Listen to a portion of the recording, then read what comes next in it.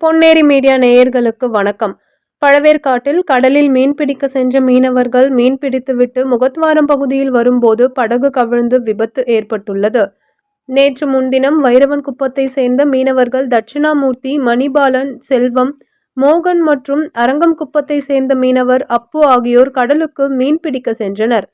2 நாட்களாக மீன்பிடித்துவிட்டு 3வது நாளான இன்று கரையை நோக்கி வரும்போது பழவேற்காடு முகத்வாரம் பகுதியில் கடல் அலையின் சீற்றம் காரணமாக படகு கவிழ்ந்துள்ளது. இதில் படகிலிருந்த செல்வம், மோகன் ஆகியோர் மாயமான நிலையில் தட்சிணாமூர்த்தி, மணிபாலன், அப்பு ஆகியோர் தப்பித்து கரை சேர்ந்தனர். தகவல் அறிந்து கிராம மக்கள் படகுகள் மூலம் அங்கு சென்று கவிழ்ந்த படகினையும் மீன்பிடி உபகரணங்களையும் கரை சேர்த்தனர். மேலும் காணாமல் போன இருவரையும் கடலில் தேடி வரும் நிலையில் மோகன் என்பவர் உடல் மட்டும் கரை ஒதுங்கியுள்ளது. மற்றொருவரை தேடும் பணி கடலோர காவல்படை ஈடுபட்டு வருகின்றனர்.